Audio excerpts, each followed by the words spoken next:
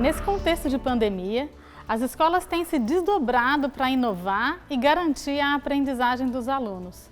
Mas o desafio está sendo tão grande que elas mesmas apontam que nem todos os conteúdos essenciais foram trabalhados e que nem todas as habilidades essenciais foram desenvolvidas pelos alunos.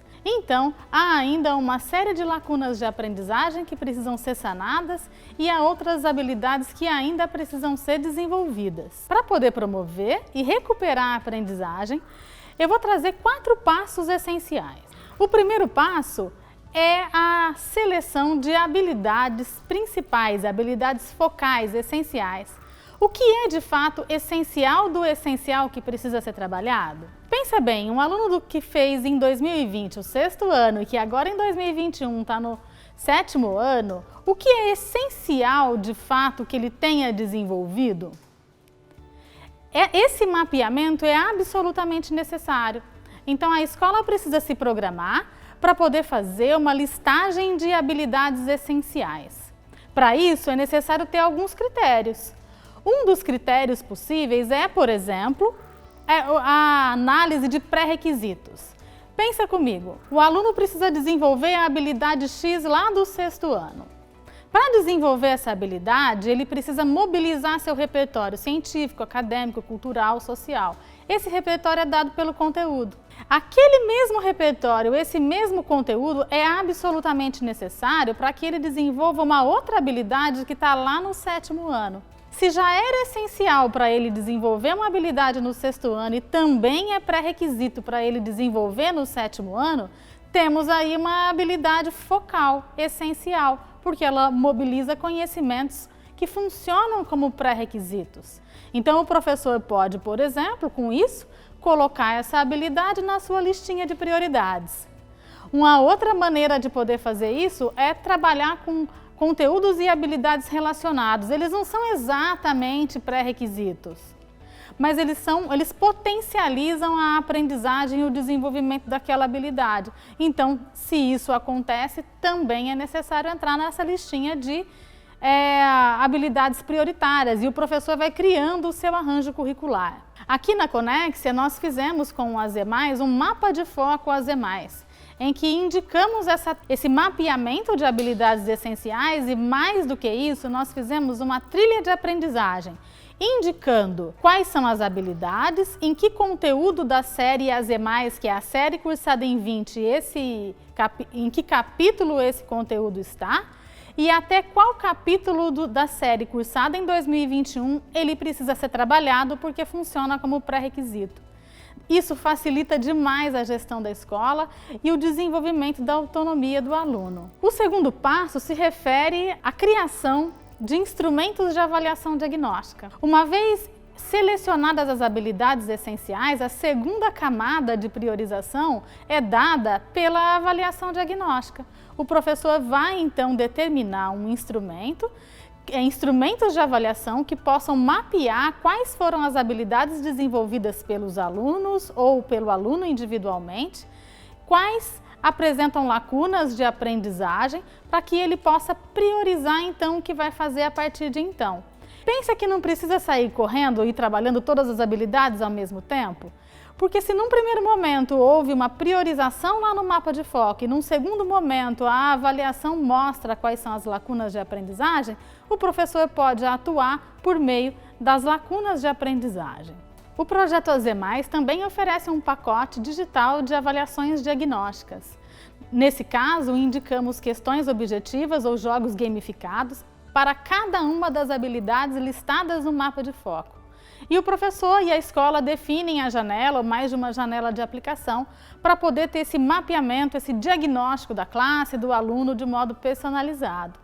A escola deve, então, a partir das habilidades que ela indicou, pensar qual é o melhor instrumento, qual é o melhor modelo de questão que se adapta àquela avaliação que ele precisa aplicar. O terceiro tópico se refere à análise dos indicadores gerados nessa avaliação diagnóstica. É necessário corrigir essas avaliações e, se o professor aplicou essas avaliações de modo digital, a própria plataforma indica essa correção para ele e já gera rapidamente os indicadores.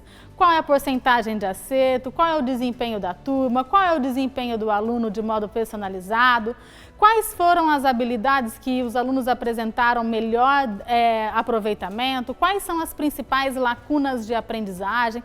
O relatório precisa indicar isso de modo claro, assertivo, para que o professor possa tomar as suas medidas pedagógicas.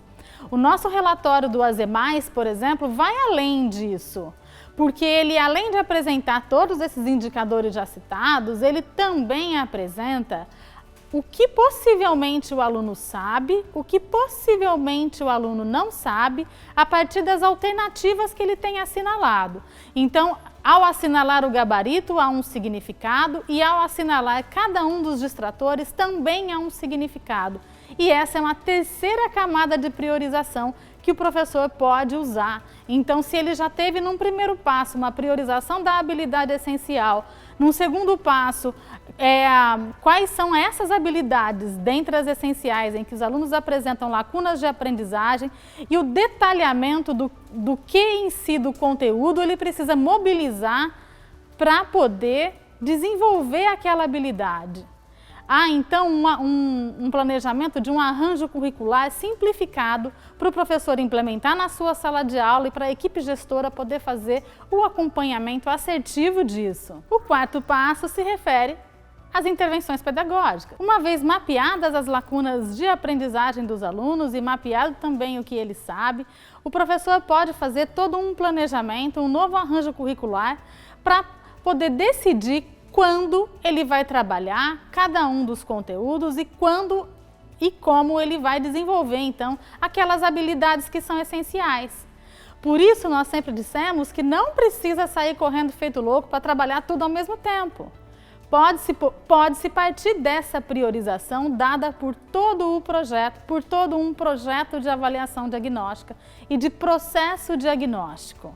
Com isso, por exemplo, se um professor estava planejando trabalhar uma determinada habilidade em agosto ou no terceiro bimestre, e se ela vai ser necessária apenas em novembro ou no quarto bimestre, ele pode mudar a posição daquilo que ele deveria fazer em determinado momento, podendo então trabalhar exatamente o que o aluno precisa, quando ele vai precisar, e não antes ou depois. É uma maneira de intervir cirurgicamente do ponto de vista pedagógico. A promoção e a recuperação da aprendizagem são estratégias comuns em qualquer escola, em qualquer época.